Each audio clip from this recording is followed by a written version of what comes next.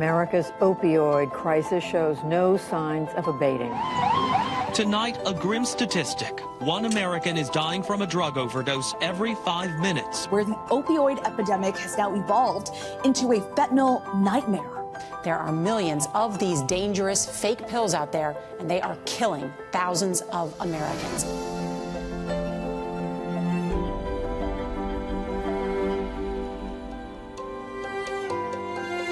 We have a vision that our society will look this disease straight in the eye, prevent it and treat it with love and empathy, and with protocols based on science.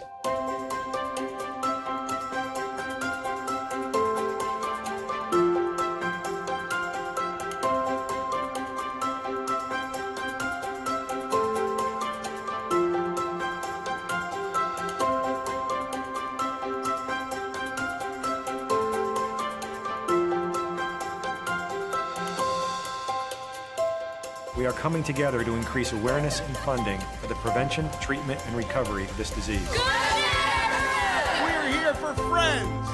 We are here for family. We are here for community. And we are here to bring the disease of addiction out of the darkness and into the light.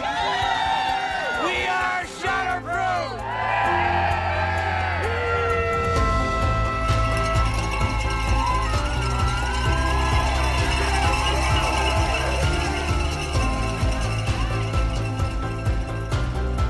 My older son, Brian, struggled with addiction for 8 years. And during that time, he went to 8 different treatment programs. Shatterproof is currently developing public databases in multiple states that, if successful, will allow the public to identify, evaluate, and compare substance use treatment programs. I would like to extend my appreciation to President Bill Clinton, Chelsea Clinton, and their Health Matters initiative. I'm very grateful to be here today at a critical time to talk about why we must tackle this issue and what Congress must do to tackle this issue. We need to start treating people in this country, not jailing them. We need to give them the tools they need to recover, because every life is precious. Every life is an individual gift from God. And we have to stop judging and start giving them the tools they need to get better. I don't think about this issue as a public official or as a healthcare guy. I think about it as a father. I've talked to people who've been in the middle of this, and they're among the grittiest and gutsiest people I've ever met. And they deserve our respect and our love and our support. Let's create that world that Brian didn't see. Let's create that world for the next young man that comes along, the next young woman that comes along, the next family. Let's drag addiction out of the shadows and into our hearts. I can't imagine a more perfect expression of humanity. Thank you.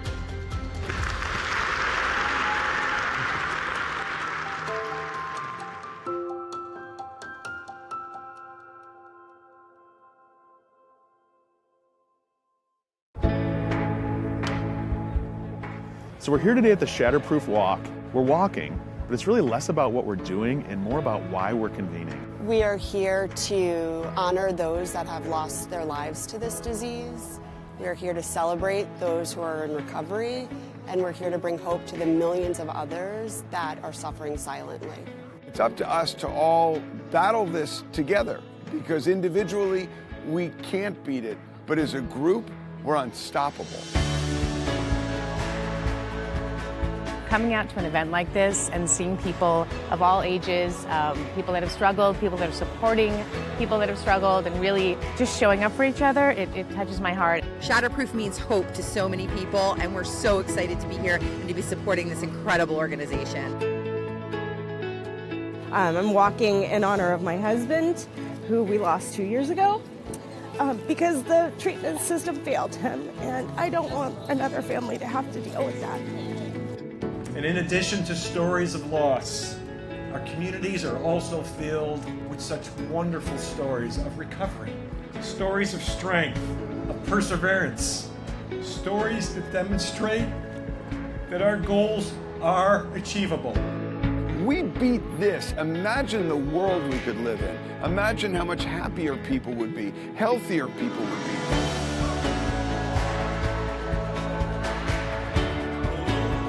We just want people to come and be a part of this, see what we're up to, and join this movement. Just do it. You will not regret it. You will be part of this family. You are part of this community, and we can't wait to see you this year.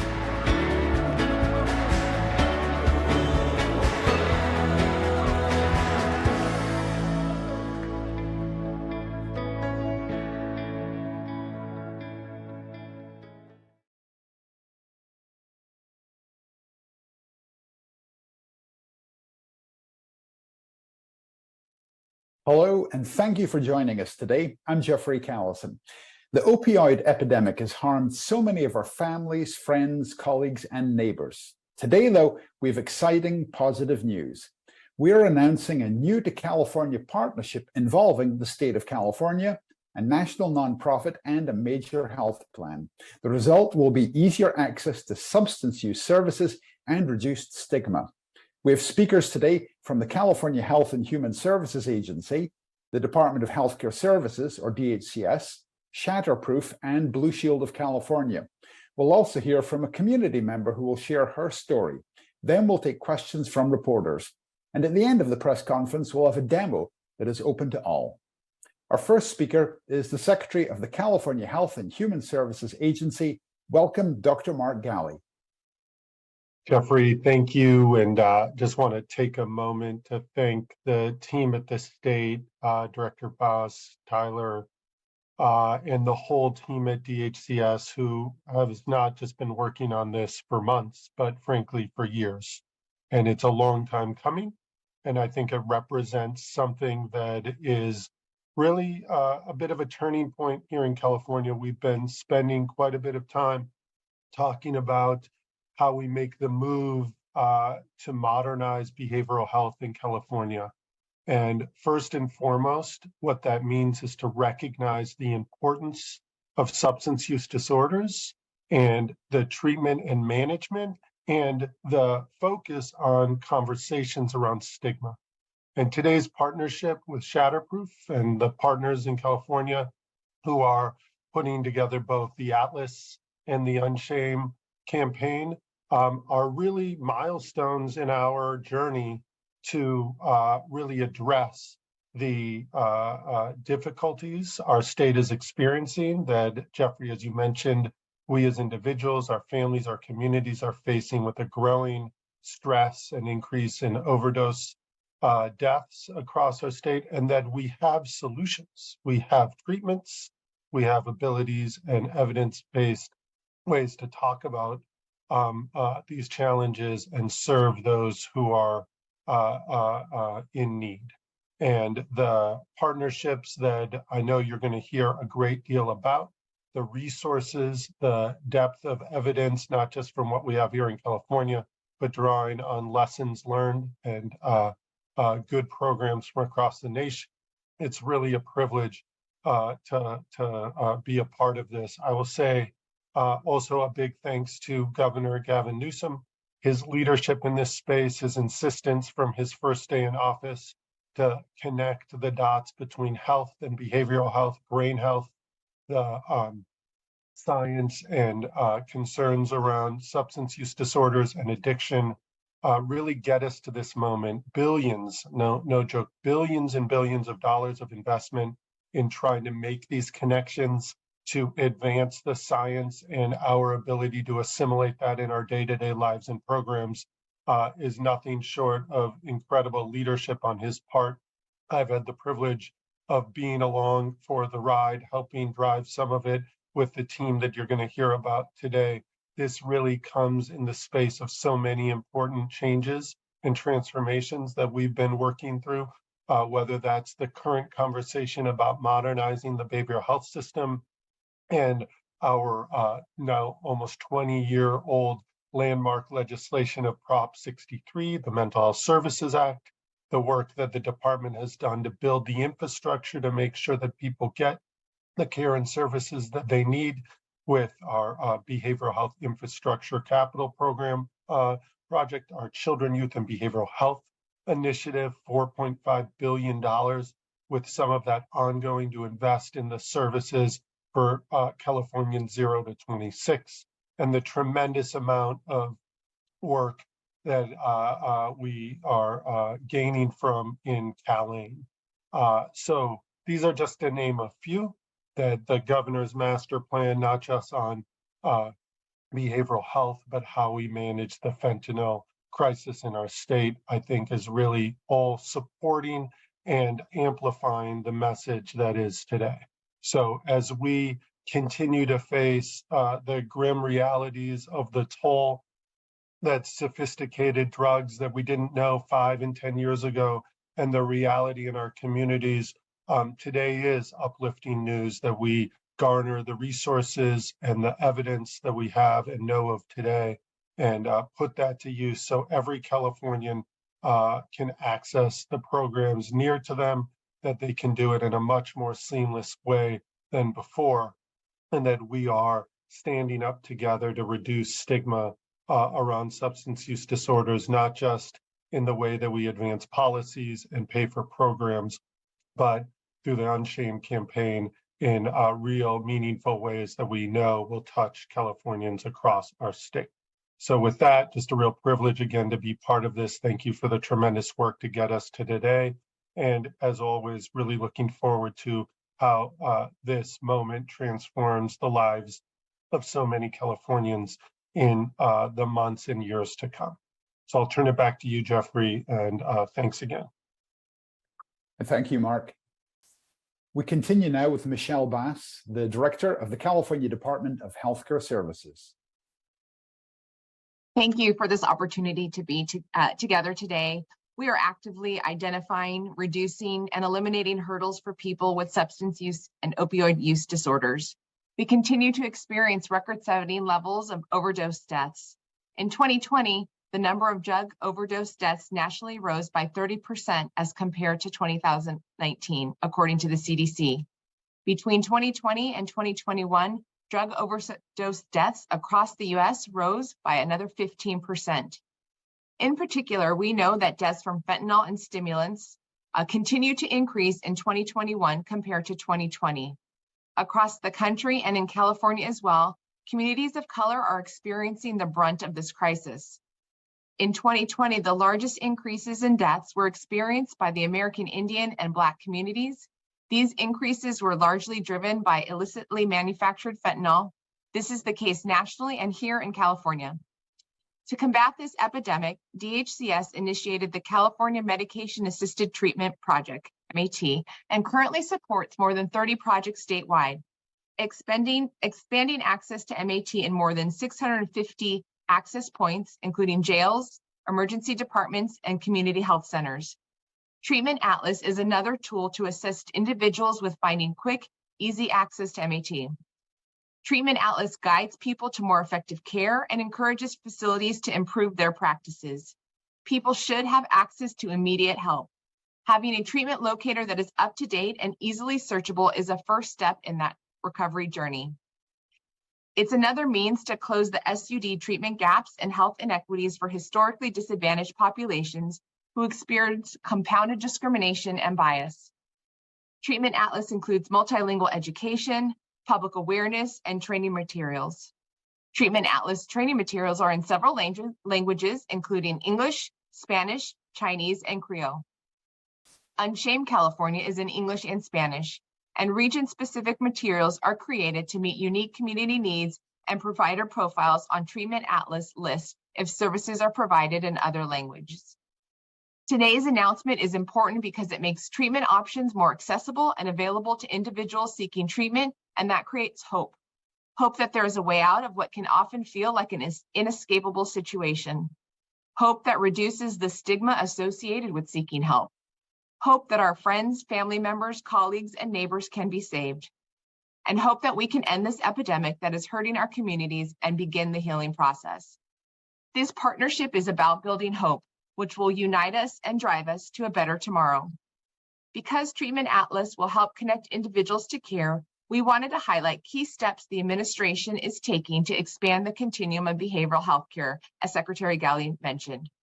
The Behavioral Health Continuum Infrastructure Program has provided unprecedented state funding opportunities to California's counties, cities, tribal entities, nonprofits, and for-profit organizations, allowing the expansion of behavioral health infrastructure on the entire continuum of care for individuals. To date, California has awarded a total of $1.1 billion through 4 rounds of this BCHIP grant funding. Each round of funding is designed to target key gaps in the state's behavioral health facility infrastructure. All resources ensure care can be provided in the least restrictive settings by creating a wide range of options and services and supports. DHCS will soon announce grant funding awards for round 5, which will address significant crisis care gaps with consideration for funding priority to those who provide crisis services to individuals in need. And the final round 6 of our BCHIP program will be awarded in 2024, 25, and 26. We know it's critical for individuals and their loved ones to have user-friendly resources to help connect them to care. That is why the department is partnering with Shatterproof and Blue Shield of California to launch Treatment Atlas. I'm grateful for the partners and collaborators whose efforts have brought us to this point. As I see the faces in our virtual room, I'm encouraged by all the groups and organizations that are united in a shared mission to end this crisis. Thank you all for your continued commitment, and I'm confident that together we will make tremendous difference and save lives. Thank you, Jeffrey. And thank you, Michelle. Please now welcome Tyler Sadwith. He's Deputy Director of Behavioral Health at DHCS. Thank you, Jeffrey, and good afternoon, everybody. We're excited to be here today with Shatterproof to announce the Treatment Atlas platform and the Unshamed California campaign, which together will help Californians and their families get connected to the care they need. A key mission of the Department of Healthcare Services is to provide Californians with access to equitable, high-quality substance use treatment services. The department is increasing efforts to support individuals experiencing or struggling with substance use disorder. We're expanding prevention and treatment resources, prioritizing harm reduction, and collaborating with trusted messengers on public health communications campaigns to increase community understanding of opioid use disorder and the availability of evidence-based care, including medications. Increasing public awareness of opioid use disorder and treatment services, including where and how to access services, as well as strengthening referral pathways to community-based providers, will help prevent substance misuse, and it will help connect individuals directly to treatment. The Unshamed California campaign and Treatment Atlas represent key steps in California's ongoing journey to strengthen our substance use disorder delivery system. In 2015, California was the first state in the nation to receive federal approval to implement a comprehensive Section 1115 waiver for substance use disorder. More than 30 states have followed our lead and implemented these waivers. The Drug Medi-Cal Organized Delivery System provides the full continuum of addiction treatment for Medi-Cal members consistent with standards from the American Society of Addiction Medicine. Today, 96% of Medi-Cal members reside in counties participating in this program. And under the CalAIM initiative, the department implemented policy updates to improve access, quality, and the member experience. In addition, we recently expanded Medi-Cal benefits for individuals with substance use disorder, including mobile crisis services, peer support services, and contingency management. Individuals who have lived the experience of recovering from substance use disorder can offer valuable support and engagement that literally nobody else can provide. Today, 42 counties cover peer support services for substance use disorder as a Medi-Cal benefit. And we know this is key. This is the pillar of the Unshamed California campaign as well. And while contingency management has been tested using other sources of funding, California is the first state in the nation to receive federal approval to implement contingency management in the Medicaid program. This is important because of the increasing rates of overdoses involving stimulants, and because contingency management is the only treatment that has demonstrated robust outcomes for individuals with stimulant use disorder. California has been leading the nation in the redesign of our substance use disorder service delivery system, including a targeted focus on opioids. Since 2017, the department has allocated approximately $1.4 billion through federal, state, and opioid settlement funding to expand opioid prevention, treatment, harm reduction, and recovery services. The majority of this funding is administered through the California Medication Assisted Treatment Expansion Project. Through this project, we've accelerated the implementation of medication-assisted treatment so we can meet people where they are, including in jails, prisons, emergency departments, and community health centers. We've worked closely with tribal and urban Indian community stakeholders to design culturally centered prevention, treatment, and harm reduction approaches. We've launched campaigns to engage youth, to educate them and raise awareness about the dangers of fentanyl, including in fake pills. And we've distributed over 2 million units of naloxone, which have led to over 140,000 overdose reversals being reported to the department. Opioid use disorder is a preventable and treatable medical condition. Medications for opioid use disorder are evidence-based and effective, and long-term recovery is possible. California is taking a stand against stigma. In partnership with Shatterproof, through the Unshame California campaign, we aim to take the power away from stigma, which we know can make individuals and their families feel ashamed or scared or too embarrassed to ask for help and to receive the support that they need. So we're excited to launch the Treatment Atlas platform, which will enhance the consumer experience and help guide individuals to an appropriate level of care. Treatment Atlas is accessible on computers, and it's designed for smartphone use as well. The department is proud to help individuals facing addiction and their loved ones by connecting them to trusted addiction treatment programs. Treatment Atlas will make treatment more accessible and available to those who need it, allowing families to heal from this crisis and creating healthier communities. So thank you all, and Jeffrey, I'll turn it back over to you.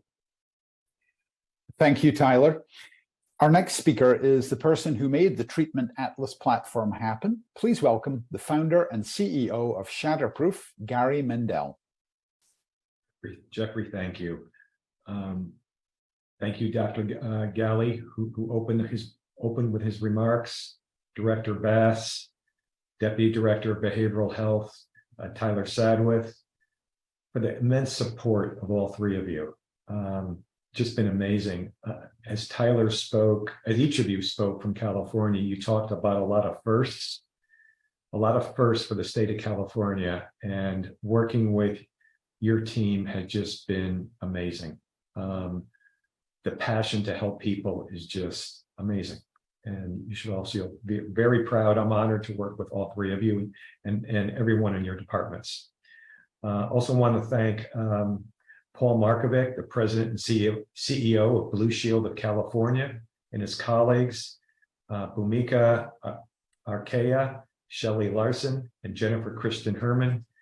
The three of you also, it's been an honor and a pleasure to work with all of you. You saw the value in what we were proposing here in California instantly and been a wonderful partner, so thank you. I also want to stress that our success, it's not about Shatterproof. It's about partnerships. The two that I just mentioned with the state of California and Blue Shield of California, but also the support of so many other partners who have partnered with us to make these initiatives happen. I want a special thank you to California Bridge, whose Health Navigator program helps us to position emergency departments, as primary access points for substance use disorder treatment. And I'd also like to acknowledge the California Association of Alcohol and Drug Program Executives, the California Consortium of Addiction Programs and Professionals, the California Association of Health Directors Association, the California Association of DUI Treatment Programs, and the California Behavioral Health Directors Association. I know those are a lot of words on a piece of, on me speaking, but these are real people working with us at these associations that have just been phenomenal partners to make this happen. all to help Californians. So thank you. I would also like to thank a different segment of people, those working in the treatment programs. The California treatment programs have recognized the importance of what we are doing and have taken time to help us, taken time to give us information we need to build into Atlas, and also given us comments, many very constructive, on how to make Atlas better and more efficient and more helpful. So thank you. I also want to remind those who have not done so, treatment programs that have not done so, we have recently opened a second enrollment period for those treatment programs who have not given us information yet. You can still do so. So please feel free to go to Atlas and provide your information if you haven't done so.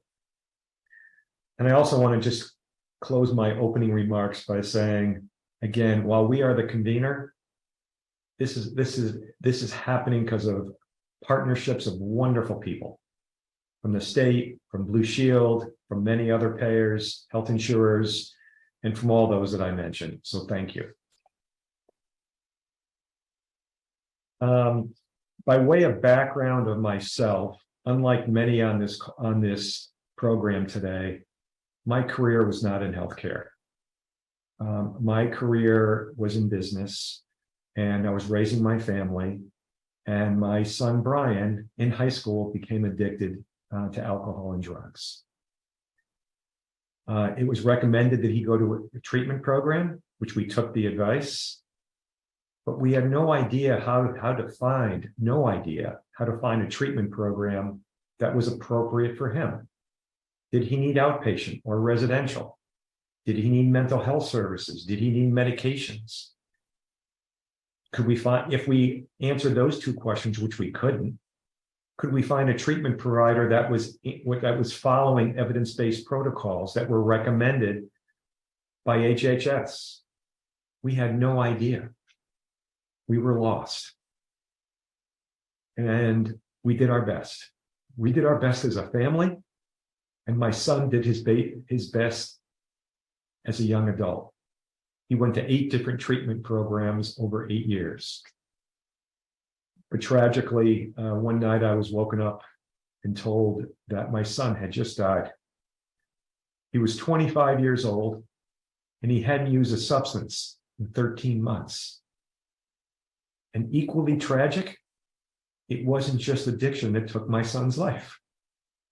It was the feeling of shame that he woke up with every morning when he opened his eyes, of all day long feeling like an outcast, that caused him to wake up that morning, research suicide notes, write a note of his own, light a candle, and take his own life, alone. In the weeks that followed, I was haunted by 2 questions. What could I have done differently as a father? In having to accept what had happened, what could be done to spare other families of the tragedy that my family had suffered? I then took what I thought would be 3 months away from my business, and traveled the country searching for answers to those 2 questions. I learned many things, but one thing rose above it all. I learned that research existed that had proven without any doubt to be able to significantly prevent many of those from developing this disease. And research existed, again, proven without any doubt, to be able to significantly improve outcomes on treatment. So if those with this disease were being treated with the right level of care, whether it's outpatient or residential, or being treated with the right services, whether it's mental health services or medications or some other service, and being treated by a treatment program that was following what the research showed as science-based practices, outcomes would be significantly higher across this country, on par with any other chronic illness, such as diabetes or heart disease or asthma. Yet I learned that all this information was buried in medical journals and not being implemented. As a father, I was destroyed, learning about information that could have saved my son's life and literally millions of others if it had only been implemented.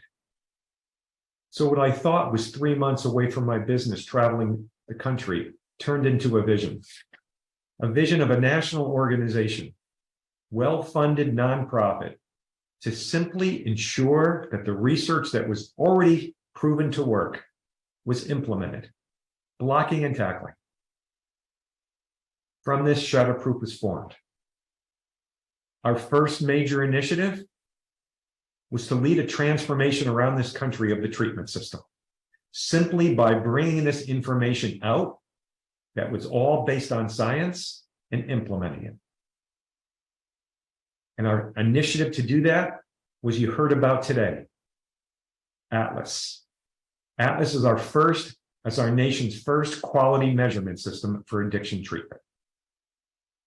By answering a few simple questions, all based on science, partnering with the American Society of Addiction Medicine, anyone can go to Atlas and learn and and receive a science-based recommendation on what level of care does that person need, outpatient or residential?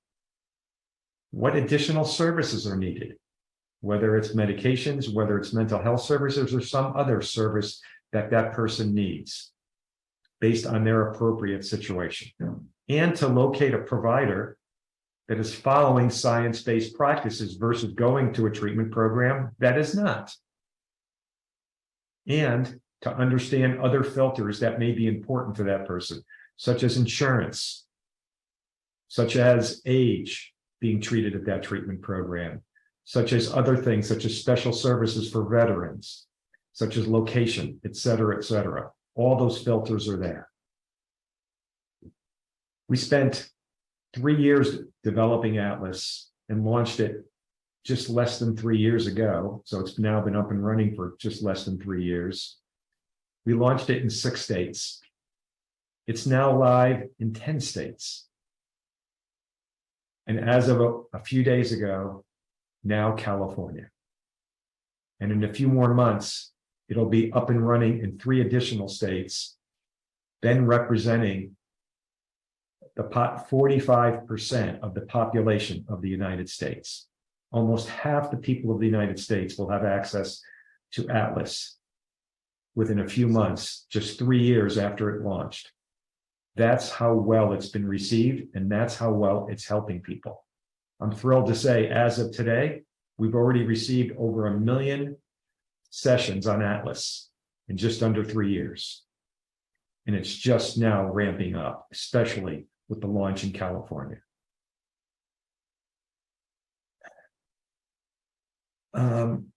I now want to talk about another topic that was also touched upon with previous speakers a few minutes ago, and that is stigma.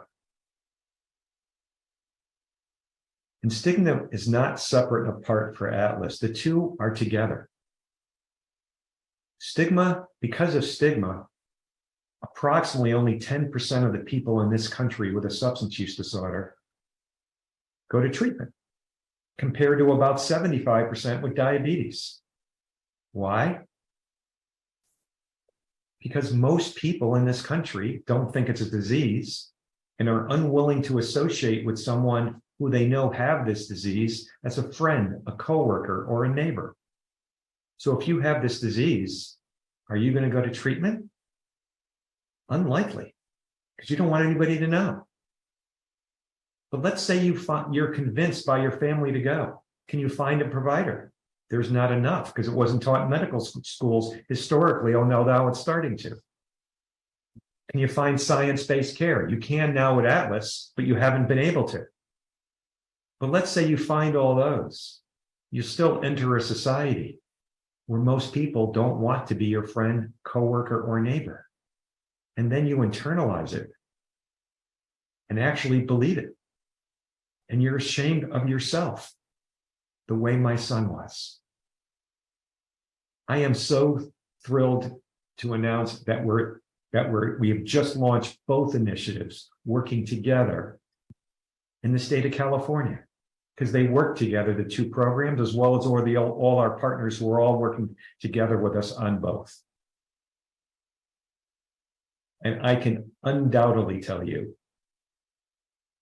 that I cannot wait to share all the stories of families who approach so many of us in the coming years and tell us how the work of Atlas, how the work of our Stigma Initiative has saved the life of a son or daughter, has saved the life of them, to save the life of the sibling, and all these loved ones. Our Stigma Initiative, by the way, is already in 2 states and has proven to significantly reduce shame and stigma. So with that, I just want to close by saying, in addition to Atlas, which you've all heard about, and you're going to learn more, our Stigma Initiative, I invite all of you to be part of addressing this health crisis. Go to Atlas and learn about it. I invite you to tell others about it. So the more that use it, it's free, the more that will be helped. I invite you to be part of our Stigma Initiative. You can go to Atlas by treatmentatlas.org. You can go to our Stigma Initiative at unshameca.org. Or you can also participate in one of our community events. We have walks coming up this fall, one in LA and one in San Francisco, where it's not about a walk. It's about bringing our communities together to show love and support for those who've lost a loved one, love and support for those who are struggling with this disease, love and support for those who are recovering from this disease. That's what these are about. And you can learn about these events on our website at shatterproof.org in the events section. So thank you all again.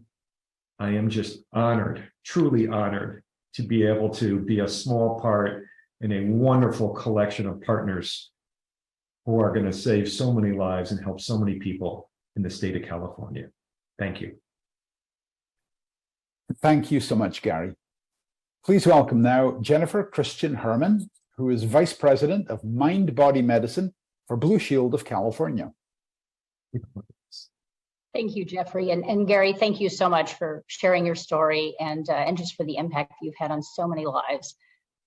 So I just am always awed when I hear all the statistics that have been shared by everyone on the call. It is clear that we all have been touched by addiction and the devastating impact, as well as stigma and shame that accompanies it. I'm a clinical psychologist. I lead mental health at a health plan. I've spent my whole career doing this, and I have struggled to help find care for individuals in my lives when they've been in my life when they have needed it. And I know I have all the advantages. And so when I think about so many others seeking care for themselves or their loved ones, particularly in a time of crisis, it is clear that we have to focus on this and something has to change. The good news is we know that treatment is effective. We know that there's a good evidence base, all the things that Gary shared and that many of you have shared today. And we know, sadly, that too few people get care, and even fewer get care that is evidence-based. It can be overwhelming to navigate the system. There's a lot of misinformation out there. It's hard to know who to trust. And of course, stigma plays an enormous role in people's hesitancy to seek care or to ask others for help. At Blue Shield of California, we are committed to transforming care for mental health and substance abuse, not just for our members, but as a mission-driven organization, we're committed to that for all Californians. And we know that an important part of that is providing tools and support to help individuals navigate, to find what they need, to understand what is available, and connect to good evidence-based care. And so we were very excited when we first learned about Shatterproof and learned about the opportunity for Atlas to come to California, because we know that treatment for addiction is even trickier to understand and to find. So we're really proud to join everyone on this call, to join HHS, DHCS, and Shatterproof in bringing the Atlas treatment locator to California, and to support this broader work around breaking stigma, breaking down other barriers that keep individuals from finding and connecting with quality treatment. Treatment Atlas serves as a trusted resource to help guide positive change across the substance use disorder treatment landscape. Working in tandem with treatment providers, Atlas brings information to the forefront for individuals with substance use disorders, for their loved ones, their family members, and others in the community. And the ability to compare treatment facilities based on quality metrics is so important. With our investment, we're supporting continued expansion and availability of Atlas in California in order to enable more Californians to find the help that they need. So anything that's this complex and this important takes a village. And we have such a great village. Just everyone who's spoken here today, the work that's being done is really phenomenal. And this collective work and the partnership with Shatterproof will really enhance our efforts to tackle this critical public health issue and direct Californians to evidence-based, patient-focused care that will improve lives and save lives. So thank you so much. So proud to be part of this partnership. And thank you for all the work that's been done. And thank you, Jennifer. Our final speaker with a personal perspective is Kristina Padilla. She's Vice President of Education and Strategic Development at the California Consortium of Addiction Programs and Professionals. And she'll share with us her own journey. Thank you, Jeffrey. Yes, Degote, as we would say in my native tongue. I am Apache and also Cherokee as well too. And my pronouns are she and they, them. And I'm going to give you a little bit about my personal, not just history, but my struggle with substance use disorder and also mental health, that we sometimes forget about that piece, as there's many symptoms and different signs that we are unaware of sometimes when we're younger. I'm 44 years old now, but I was younger. I'm a person in long-term recovery. And I struggled with it a lot of times, you know what I mean? Growing up in a neighborhood, and not just so much a neighborhood, I had my family that was extremely busy, you know, and I grew up, I wouldn't say in poverty, but I grew up not with a silver spoon in my mouth. So my mom was working 2 jobs. My dad was working 1 job. He was a mechanic, but he also was an alcoholic. So at a young age, I had already seen that, oh, it's fine to go ahead and drink beer, even though I can't stand the smell of it at all when I smell it, you know, just walking into any other places. So for me, looking at that, you know, family's busy. My dad's an alcoholic. Oh, I guess it's okay to drink. You know, I started drinking. I started hanging out with different crowds. I started, you know, finding other ways of just, Kristina needed attention, and not only just attention, like, oh, wow, you know, we're going to be drinking now too. Well, let's go ahead and start with some rum, and let's, you know, good thing that I didn't actually like the taste of beer, because God forbid, who knows what would have happened there, because that's served all over the place in the United States. So for me, it's been a journey. You know, we talk about destination, you know, our destinations and journeys throughout our life. I'm just happy to be alive because my mom never gave up on me. So I never gave up on myself. You know, that part is so important to know. But at a young age, you know, I got into drugs and alcohol. I got into gangs. And, you know, one of the things about it is I was bored. You know, and then also, you know, genetically running through my family, it's like one alcoholic being my father that just thought it was okay even to come pick me up and drink, you know, and I was super young, and, you know, elementary school, can I still remember that? You know, as I grew up, you know, there wasn't a lot of time with my family that I would have loved to have, but the drugs filled it. You know, drugs made me feel good, you know, and I didn't even know I had a mental health disorder. I also have generalized anxiety disorder as well, too, which we need to put out mental health just like we do SUD, you know, for those that are struggling with any kind of addiction.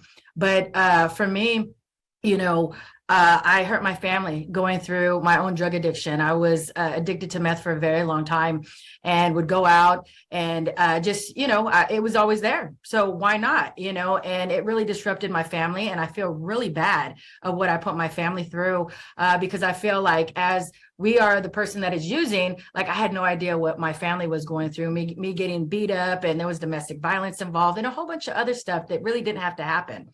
So my regret would be that I hurt my family tremendously. But on the flip side of things, now that we're looking a little bit to thank goodness I went to treatment, I went to a residence and treatment, residence. And then I still didn't get the message. I still went back out and used. And then I went to outpatient. But my mom had a hard time, like y'all talking about, with bringing Atlas into this, of figuring out where this person can go or something, like when's a bed available is amazing, because she would call all different places and there wouldn't be beds available. Until one day I said, Mom, just take me right now. If you take me right now, I'll go.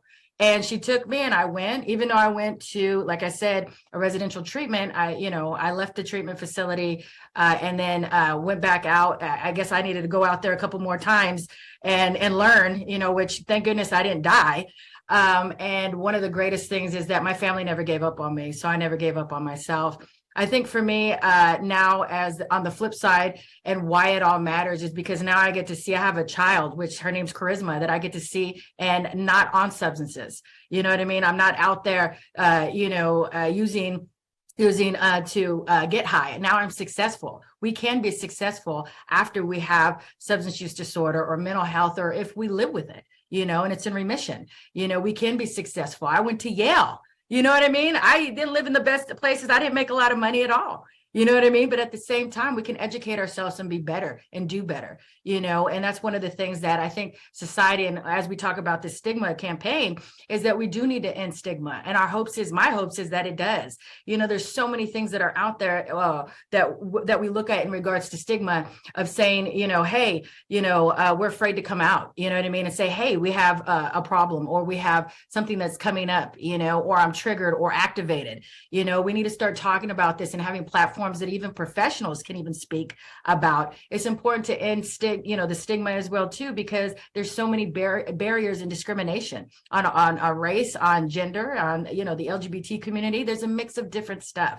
So for me, being a successful person now, I just want to tell everybody, you can do it, and you're not alone, and you're enough. And sometimes we got to let go of all the substances, start all over. And some people, there's a myth of hitting rock bottom. The thing is when it's going to be an impairment or a problem, it's time to reach out. And I'm so happy that Shatterproof, Blue Shield, and, have launching these in different states, not predominantly. I'm super excited for California, but I hear that you are going to continue to go on. So the stigma campaign is so important to me, for the youth that's out there, for the LGBTQ people that can't have a voice because they're using opioids and all the different stuff. So I just want to say thank you so much. My name's Kristina Padilla, and that's my story. Back to you, Jeffrey. Thank you. Thanks for sharing, Kristina. And that concludes our presentations. We'll now take questions from reporters and others. We encourage you to put your questions in the live stream, and I'll share them with our speakers. And I invite our speakers to keep their cameras on at this time. Please note that following the question and answer session, we invite you to stay on for a live demo of the Shatterproof Treatment Atlas platform. So we do have one question already. This is from an anonymous questioner. It is, and I will put this to Ghaly Mendell. How do you determine which programs are trusted programs?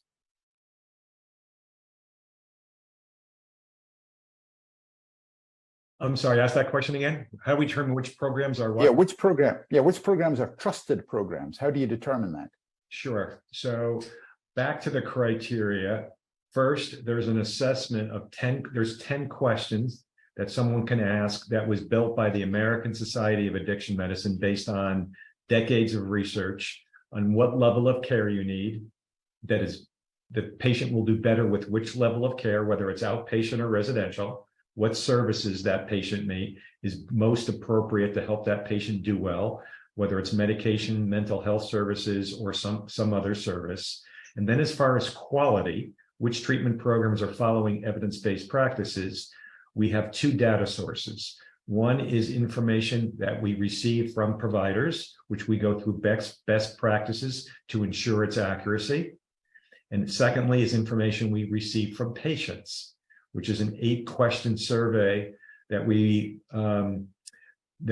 got from the federal government, years of research on these questions, that they're valid and reliable indicators of quality And these are questions answered by those who have attended a treatment program in the state. And if they fill out the survey, 8 questions, once we have 20 or more surveys per treatment program, we can post those and we can calculate the responses compared to other treatment programs. So that's the answer. Okay, thank you. And I have a question here for Kristina. Kristina, what would you say to someone who struggles with low self-worth, who's intimidated by success? I would say to somebody that that has low self-esteem and struggles, I think one of the things that's really important, first of all, don't be afraid to get help. And that's the first thing we are. We're afraid, right? We say don't be afraid, but we are afraid. One of the things is to pair up with somebody that you trust. And if you trust nobody right now, there's a lot of lines like 988, like the SAMHSA helpline that's out there, along with a lot of different lines in your area if you're not in California or California. But I would also go ahead and I would do affirmations and claim that piece. And what affirmations are is I am enough. I did the best that I could. I can let go. I'm beautiful. I'm handsome, and really own those in, for the self, as far as being getting your self-esteem up. But the other part is too, if you feel like you're not successful, I'd go and probably work through that either with therapy or a clinician or a substance abuse counselor to say, why am I feeling this way? And am I using behind it? To go ahead and get self-courage as well too. Because let me tell you, as a professional, I go to therapy once a month, and it's okay. And it's okay to do that. A lot of people, there's stigma. Shocker, right? Stigma on that, but it's very important for us to get out of our own way and our own pride to say, you know what, I need help. And if we can't do it face to face, we can do it through the phones. There's texting, there's calling and stuff like that. Jeff, thank you. This is Gary again. I just want to add on to my response, if I could, for a second, which is, I just want to hammer home. No, I'm off. I want to hammer home one point, that an answer to the question, all our recommendations are based on science, proven research, which is what I found traveling those few months after my son passed away. Decades of research, all within the Surgeon General's report of 2016, or the American Society of Addiction Medicine and or government agencies within HHS. This is all proven. This is our work as a facilitator to lift the research and practically make it available to people to get the right treatment. And I also want to say the other beauty of this is it's not only helping people today, it's changing the whole system. Because you have health insurers like Blue Shield of California and many others in the state will be using this information to help build higher quality networks of providers. And so it's going to lift the whole system. And the team that I mentioned earlier that are on this call from the state have just been phenomenal partners working with us with great suggestions to make it better. And we have. Thank you. Here's a question from Shirley Summers. She asks, what makes Treatment Atlas different from existing addiction treatment locators like findtreatment.gov? Sure. Maybe Gary again. Sure. If someone were I encourage people to go look at Atlas when we're off this call, and then hit findtreatment.gov, and the differences you will see are the following. Number one, there will be no assessment to determine what level of care, outpatient, residential, and I'm simplifying it. There's 4 levels of care: hospitalization, residential, intensive outpatient, or outpatient. That doesn't exist on findtreatment.gov. Also doesn't exist on findtreatment.gov what additional services you should be recommended. Also doesn't exist on findtreatment.gov any information from patients. It also doesn't exist on findtreatment.gov many of the quality features, the data we collect from treatment programs on the practices they are following. Some are, but not near as many as we have. And I would also say, the user experience, I think you'll find much easier to navigate and get to the right place easier and quicker. Okay, now follow up on that with Tyler Sadwith. Tyler, what's the reality today in California for people who are trying to find help for their addiction, treatment options? The reality is that help is available, and the state is taking steps to expand the availability of that help. We know that in many communities, there are a really rich array of resources. Individuals who are enrolled in Medi-Cal can call their county and receive information about substance use disorder treatment services. Counties, cover a broad array of services and can help direct people to care. I think Atlas is a key resource, especially for individuals who both are enrolled in Medi-Cal as well as those who aren't enrolled in Medi-Cal, because it will help people locate those providers near them and provide information about the types of services that they offer.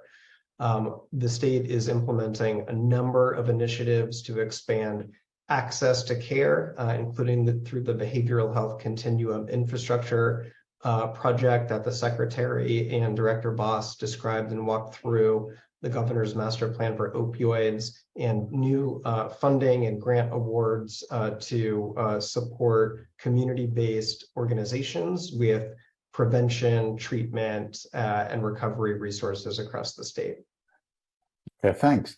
Another question, how can patients review a treatment center through Atlas? I guess what that person's asking is, how do I know what I'm signing up for if I find a place on Atlas? Gary? Sure. Once someone going to Atlas identifies a treatment program that they would like to learn about, see if there's availability and try to enroll, there's essentially, once you go through the navigation and it's narrowed it to a list of treatment programs that fit what you're looking for, and you hit a profile of a treatment program, right across the top, there'll be 3 buttons. One is to, if you have a mobile phone, you can hit it and you can immediately call the treatment program. Or you can hit a link and you can email the treatment program. Or you can hit a third link and you'll go to the website of the treatment program. So that's how you do it. I would also want to just make sure everyone knows that in 10 minutes, this part of the presentation will end, and Dr. Lisa Kugler, who leads Atlas, will be doing a demonstration. So it'll help people, she'll walk through how you navigate it. Okay. The next question I'll put to Tyler. This is, should you see an addiction medical specialist before choosing a rehab program? What would you recommend in that sort of situation, Tyler? Thanks, Jeffrey. So I would recommend that individuals try the Treatment Atlas platform and also connect with their healthcare coverage source, which might be their health insurance plan, or it might be, if they're enrolled in Medi-Cal, their county, including the 37 counties covering 96% of Medi-Cal members in the Drug Medi-Cal organized delivery system. Both the Treatment Atlas platform as well as the Medi-Cal program really use the evidence-based ASAM, or the American Society of Addiction Medicine, criteria to help identify the best level of care for individuals based on their needs. So there's a lot of research and a lot of sort of a strong clinical base of evidence that shows that when individuals are placed in a level of treatment, such as outpatient, intensive outpatient, medications, clinically intensive residential, if they're placed in a level of care that is indicated or that matches their particular individual need, their outcomes are better. And so both the Treatment Atlas as well as the Medi-Cal program through Drug Medi-Cal and the Drug Medi-Cal organized delivery system, these really use the ASAM criteria as a way to initially do a quick screening to see what is the right level of care for an individual to be referred to, as well as then using a full clinical assessment using ASAM. So that would be sort of the best way to find what the best level of care is. And once you learn more information about the best level of care, additional conversations about choosing the right program that offers that level of care could be helpful. Okay, thanks. The next question is, how can you tell if Atlas is actually helping people find recovery? So I'll put that one to Gary. Gary, how does How does Shatterproof know? And how should partners like the state of California know that it's actually working? Great question. We're still in the early years, so we don't have specific data yet, number one. Number two, everything is confidential. So we have no idea of names or any kind of identification of anybody going to Atlas. So we can't track individuals. So what are some ways we're going to determine over time? The new website with a much better user experience just launched, and we have data. And let's just say a family looking for treatment goes to Atlas, and they click on a particular treatment program, and they call that treatment program, or they email that treatment program. We won't know that we don't know who that person is, so we don't know for sure that they went to that treatment program. But if we can see over a period of a month, as an example, that X number of people click on X number of treatment programs, and those treatment programs had higher quality data, looked like from our data, they are providing higher quality treatment, more evidence-based practices than the whole list of treatment programs, and people are clicking on the ones with a higher quality. That's a pretty good indicator. The other indicator will be insurance claims. So we worked with insurance claims when we first launched. It wasn't as efficient to collect it. There were some bugs in it, and we're now studying it so we can bring back insurance claims and watch over time. But insurers like Blue Shield, they'll be able to see, they won't know exactly who went to Atlas and who didn't, but by following which treatment programs they went to, and they could see over time that it's navigating toward treatment programs. Their members are navigating toward treatment programs that are offering more evidence-based practices, and they're doing better with less relapses. It's going to show right there. Okay. Jennifer, a question for you. What's in this for Blue Shield? Why is Blue Shield involved in this? Sure. So we are, think about our members, of course. And as I said, we have a large commitment for Health Reimagined, which is really around how do we improve the whole experience for individuals. We know it is hard to get care. It's hard to find the care you need. And that's particularly true around addiction treatment. So a cornerstone of that is improving this navigation experience. And so we went into our initial discussions with Gary and learning about Atlas and about Shatterproof with that in mind. We also are a nonprofit mission-driven organization. And so while much of our focus is on our health plan members, we also are deeply concerned about the whole community we serve. So all Californians. So we are, as I said, we are proud to partner with everyone here to bring this tool there, because we think having that information to know what's available and to find those things that not only are evidence-based and high quality, but that meet your need, whether that is certainly your geography, your language, just what you feel most comfortable with. So it was a perfect opportunity when we learned about this tool to get on board and make that part of our work and our commitment. And if I could just jump in for a second, add one more sequel to that. We were introduced to the leadership team at Blue Shield of California a few years ago on one call after they heard about Atlas. One call, they said, we're in. We know it's going to help patients. I know you don't have the data yet to prove it, but there's no question it's going to help our members. There's no question it's going to help people in the state who aren't our members. How do we partner with you? It was one phone call, and they just said, let's have a follow-up call to how we start working together.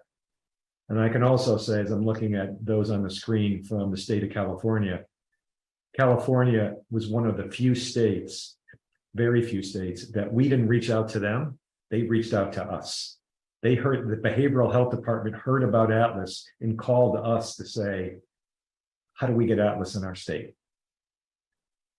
That just shows you the people on this phone call, the non-Shatterproof people, the partners here that just want to save people's lives, and they know this will work.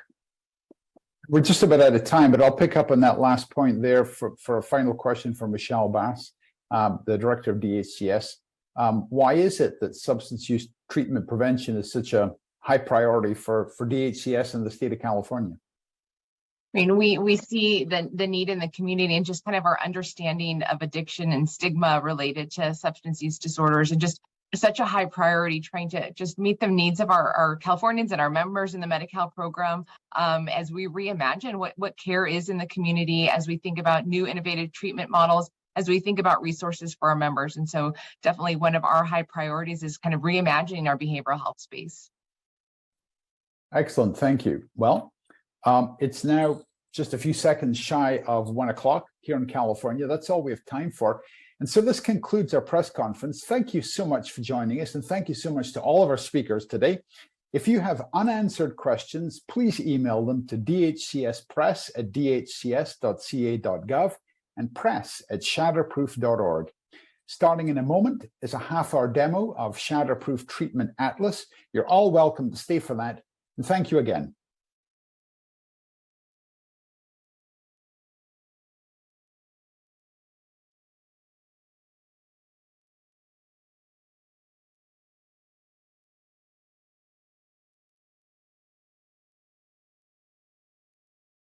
Thank you so much. And thank you everyone for attending the press conference today.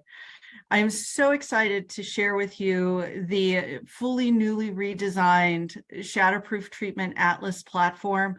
And so excited, as Gary Mendell had mentioned, that we have now had over 1 million hits to the website in this newly redesigned position, and many of those are from California, even within the last few weeks. When looking for treatment and finding the treatment that is right for you or a loved one, part of the fully redesigned site was done with the consumer in mind. We worked with a firm who really recognized when they were talking with individuals who would be utilizing Shatterproof Treatment Atlas, that the number one thing that they heard, that people were feeling isolated and really feeling as if there may not be any hope and they were the only ones. There was also a lot of shame from the individuals as well. So there are videos that are incorporated into treatmentatlas.org, along with understanding and screens that encourage people to seek for the help that they need. In addition to videos at the bottom to help individuals understand a little bit about what it's like and hope that recovery truly is possible. As we go back up to the top, it is recommended that someone can type in the location where they are. They can click on it, and then from there, be able to see all centers near Los Angeles. If someone is interested in finding a specific location, I heard someone mention about asking how can they see a treatment facility where they may have been and leaving a review for that facility. What you can do is type in here, find facility name with BART, and then look for all of the BART programs and choose the program that aligns with where they were. And then we will be going back to the ways to leave a review in a few moments. One of the things that we really wanted to demonstrate was that with Treatment Atlas, we recognize that it is difficult to find care, and there is no wrong door. So if someone is ready to take the American Society of Addiction Medicine screener to help them find that appropriate care, they can go to the Help Me Choose.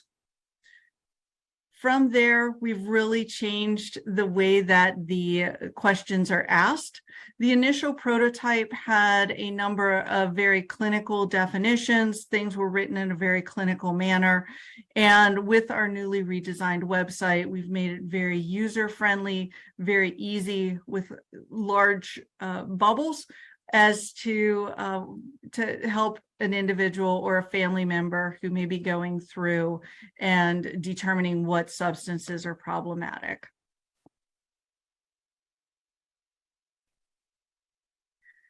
The number of questions for the ASAM screener is 10 questions. This is also reduced from our original one that had 13 questions embedded in it. And as we're going through, you can also see, as was discussed, we do look at integrated care and the additional services that are needed. So there is questions about physical health concerns along with mental health concerns. There is a question that encourages individuals, if there are any suicidal thoughts or thoughts of self-harm, for urgent needs to call 988. We also recognize that individuals, once again, this is a very difficult topic and very difficult to answer all of these questions, and it may feel overwhelming. So if someone chooses, they can kind of stop at any point in time and go down and see what services would be offered for them based upon what they had put in at that point in time thus far in the filters. You can also see, knowing that transportation is sometimes an issue, we can go all the way down to 1 mile up to 10 miles, or all the way up to 250 if someone is interested.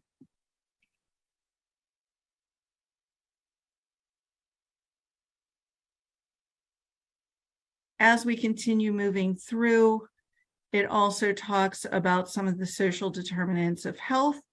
Is someone in need of transportation? Do they need a safe place to stay, or is it none of these?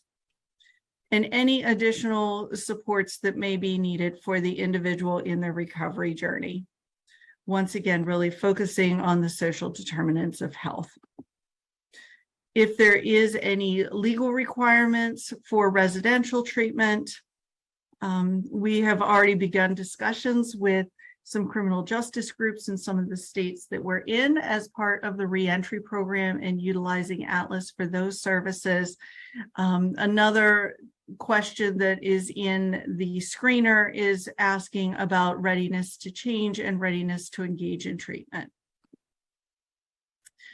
From there, you will see that there is a results page that comes up that gives an individual or concerned family member what are the recommended levels of care for that individual and what are the services that would best support that individual on their recovery journey.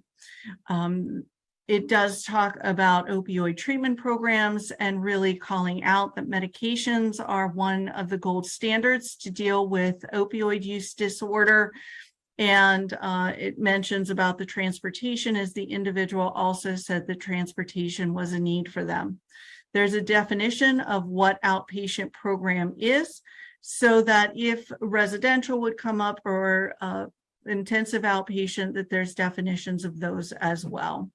One other thing I do want to highlight is that up here in the upper right-hand corner, there is English, and the full site is also fully translated into Spanish as well. So if we're working with an individual, or if someone has Spanish as their primary language and that is easier for them, you can also do the totality of the assessment and looking for all the treatment facilities in Spanish.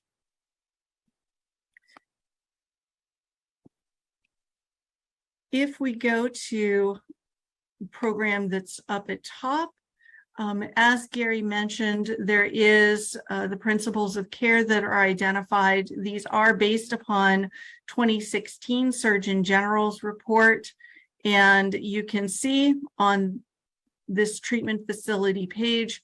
First of all, there's the phone number, there is the website for the program, and also there is the ability, if someone has attended BART programs in Beverly, to leave a review for that program. You can also see what services based upon the filters that the individual identified are important to them, which of those are offered at this facility. You can see what are the ways to pay. There is a filter for what insurances are accepted by them as well. And then we also move down to the principles of care. You can see that this facility offers all of the principles of care, including fast access, a personalized treatment plan, medications for opioid or alcohol use disorder, behavioral therapies, mental and physical health care, long-term management, and support services. As we mentioned previously, the patient reviews are not here at this point in time because they only get displayed after a facility receives 20 or more. I will be able to show you what those look like on one of the other facilities in a different state. And also, here are some additional facility details. Whenever we were talking with some of the consumers and finding out what was important to individuals, there were many different things that came to light that individuals said would be very important when they were beginning to look for treatment services. Some of those included the availability of telehealth. So that is something that is included in Treatment Atlas, in addition to LGBTQI plus age programs, specialty-based programs based in age, adolescent programs, adult programs, older adult programs, and some of the special features that they have. So that is, and in addition, they offer therapy and medications. We go through and provide a detailed explanation of which of the therapies and medications are available at that site, along with mental and physical health. Once again, what are the specific services that are offered, whether it's on-site or coordinated care? What are the different languages that are offered? What is the staffing that is available on site? And also, what are the approaches that are taken to care at that facility? In addition, accreditations are listed at the bottom as well. We recognize that professionals, along with individuals and families, may be the ones that are utilizing Treatment Atlas. So we really want to make certain that it works for everyone. As we go back, I just once again want to show what it will look like once a facility reaches 20 or more of the patient experience surveys. So I would like to just show what that looks like to the group and how you can get directly to the treatment facility from that homepage. And this is what the patient experience portion looks like. As Gary mentioned, it is based on CAAPP's echo questions. So these are standardized and reliable within the healthcare field and built upon science. In addition, it gives an overall rating and then looking at features. In addition, we have one free text field where consumers can write about specifically their experience within that treatment facility and what it was like for them. If anyone is interested or has been to treatment or would like to write a review, please feel free to call up your treatment facility and you can go right in through here to begin leaving that review. One other item that I wanted to highlight is one of the other areas that was indicated quite often by individuals as an area of need for them is really understanding what insurance was accepted by the different treatment facilities. So what someone is able to do is able to look at treatment and payment options and able to filter by a number of different insurances, Medi-Cal, tribal, etc. We also have in here Medicare, Medicare Advantage, and TRICARE. If someone does have insurance, there are a number of insurances that are offered. And once it is clicked, you will be able to see which of these programs do accept Anthem as an insurance line. And it was very important to us to also include the opportunity for Medi-Cal and tribal services and payment options as well. So those are options that are available within the treatment atlas. One other item I would like to highlight is that, although I believe it may be covered right now at the top of the screen, there is a Medi-Cal uninsured banner at the top. So if someone is on Medi-Cal or uninsured, they are encouraged to visit this site, which will take them to DHCS, the Substance Use County Access Line, to make certain to provide the easiest, most accessible care for individuals, regardless of how they would like to pay for services or what kind of insurance that they have. We've worked very closely with CBHDA and the counties to make certain that those systems that are already in process are also aligned with Treatment Atlas to make certain that individuals do not have to have additional steps in the process to get to the services that will help them the most.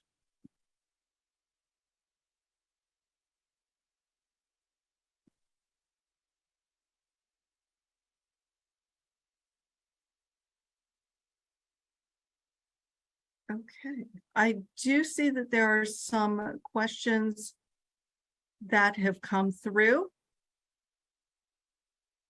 How can patients review a treatment center through Atlas? Absolutely. I'm happy to share my screen and show that.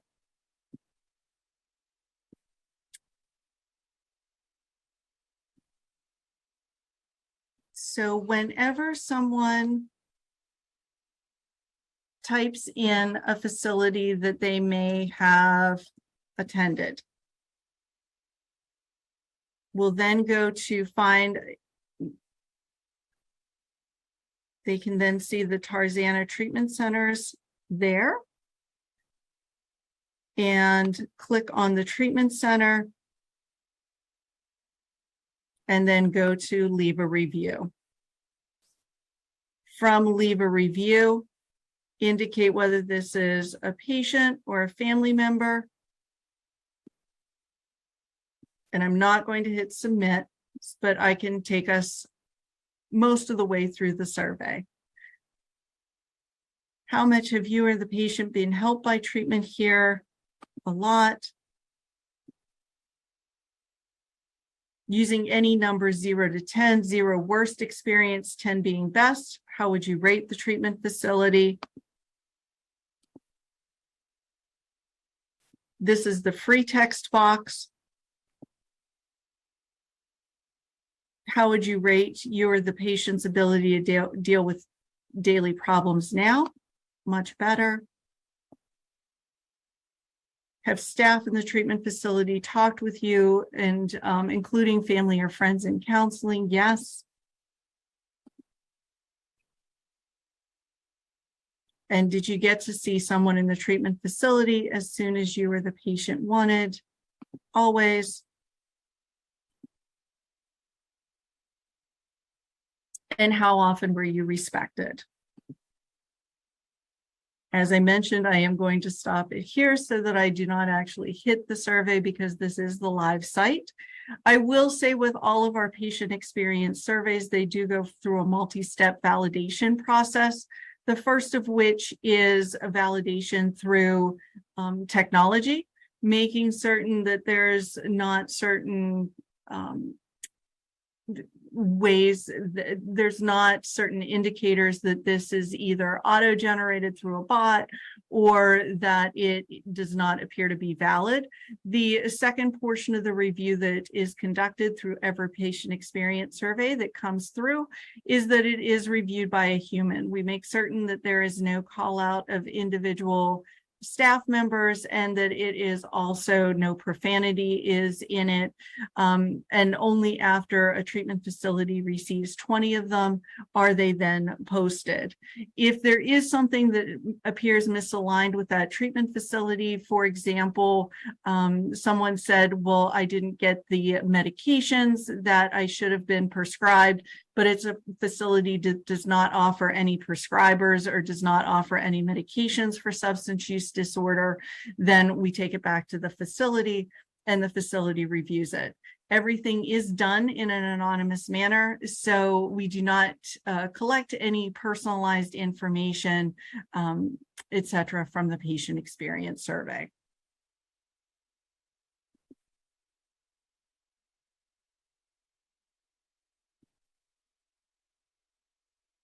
Great question has come through the chat. So who updates Atlas and how often? There are multiple ways that Atlas can be updated. The first of which is through the treatment facility survey option. This is currently done on about twice a year basis. We ran our first what's called open enrollment series in the fall of 2022, and we are currently in our second open enrollment period. Strongly encourage any treatment providers that may not have submitted the treatment facility survey during the initial open enrollment period to please do so during this period so that all of this great information can be shown for your facility. It then goes through a validation period as well. If we see any misalignment, we'll reach out to the treatment facility and then it will get updated to the system. That generally will occur in about a 2 to 3 month period. Our last treatment facility survey open enrollment ended in January and we were up in April. That one took a little bit longer because we were doing the totality of the universe. In addition, treatment facilities do have a password protected portal where they're allowed to update some of their basic information, such as hours of operation. At any point in time, we do a human review on the back end, and then it is published. So some of the minor issues and can be updated almost immediately. Those including the totality of the principles of care that can be done during the open enrollment period.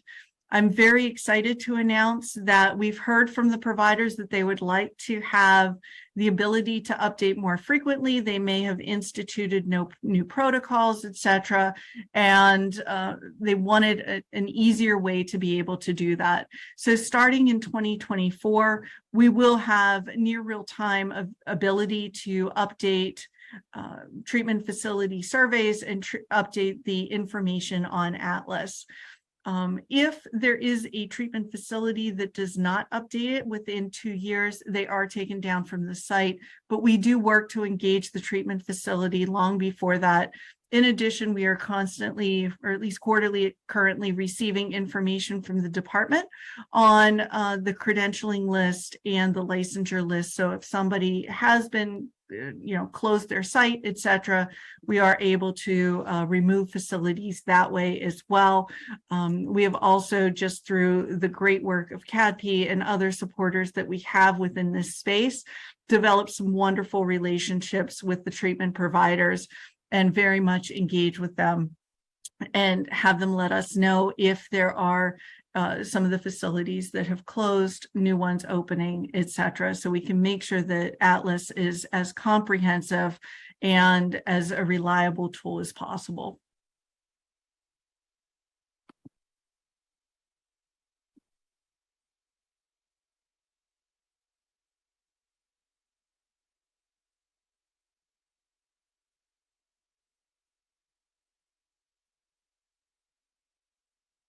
wonderful question just came in.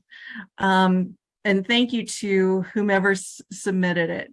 A substance use navigator in an emergency room and could use this to help refer patients to treatment. Please feel free to reach out to us. We can provide our specific email addresses. We do have a state director and an associate state director, Grant Boykin and Patty, who are absolutely phenomenal, and they will be doing trainings throughout the state of California to help support any of the groups that would like to learn more about treatmentatlas.org, would like to utilize it within their workflows. And we are always asking people, how could we make this tool better to work for you? It is absolutely not about us. It is about easing the burden of the consumer, easing the burden of the families, and also easing the burden for those referral networks to make certain that whenever someone comes to Treatment Atlas, that the material that they're receiving is comprehensive, it's science-based, and it's there to support them in their ongoing recovery journeys.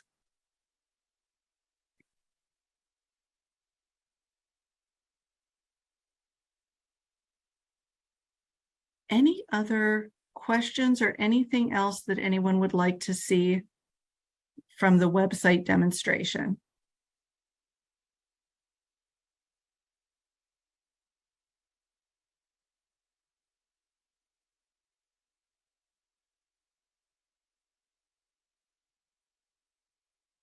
One more question has come in.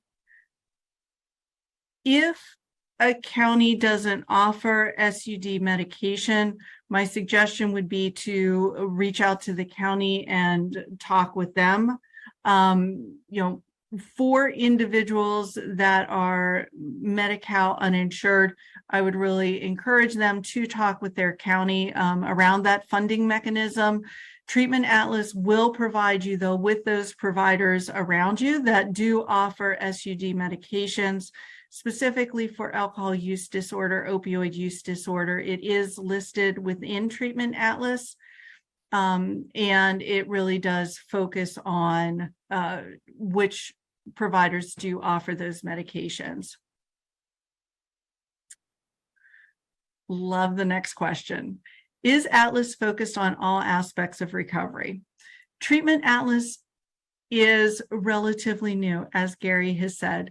It's really focused on the American Society of Addiction Medicine's levels of care that are identified through our outpatient up through the most intensive residential levels of care. We would love to continue to expand it to include harm reduction and to include peer support groups, to include sober living. And all I can say is we're not there yet. We recognize that there's so many other areas to help support an individual on their recovery journey.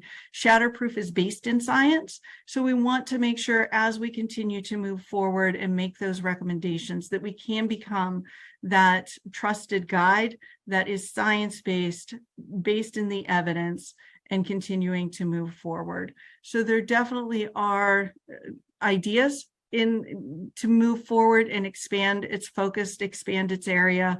But right now we are really focused on those American Society of Addiction Medicine levels of care.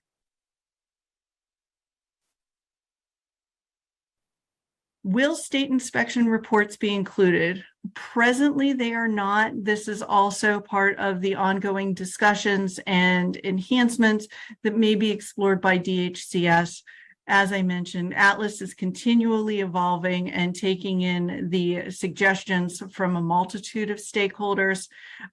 So really appreciate that. That is something that we've heard, and looking at both the ingestion of data that may be stored elsewhere, along with Atlas pushing information out that we're collecting.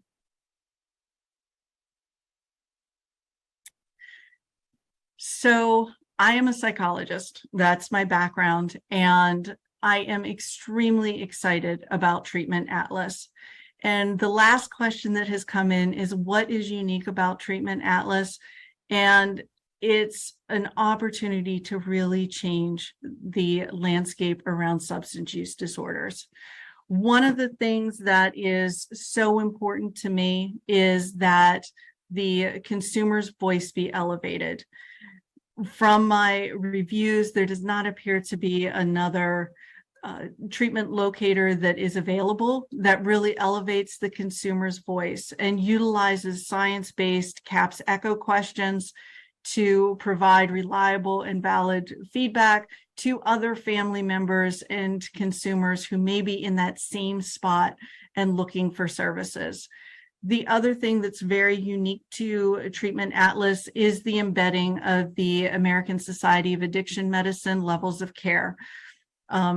Many people imagine that the only way to receive treatment is to go away to a residential facility, and that puts a consumer in an extremely difficult situation where they may feel like they have to make a choice between taking care of themselves or their family and their responsibilities.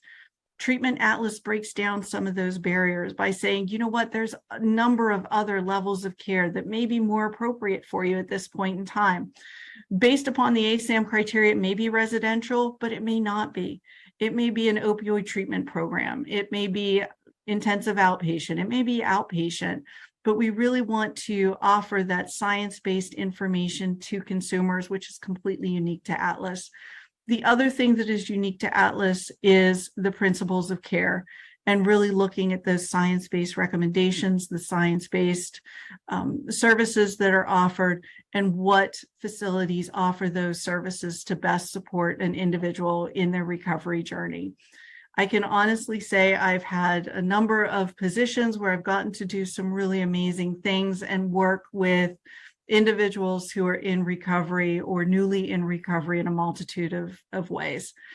This working with Shatterproof is something that is the highest honor that I've ever had. This is an opportunity not to just make a change in a few people's lives, but literally millions of people's lives. And I take that very, very seriously. And that is what I think truly Treatment Atlas can do. It is an opportunity to guide people to the correct treatment in their recovery journey and help them along that path. So that's what's different to Treatment Atlas. Thank you so much for attending, and please visit treatmentatlas.org and join us at our walks at shatterproofwalk.org. Thank you for being with us today and taking time out of your schedule to be with us. Thank you.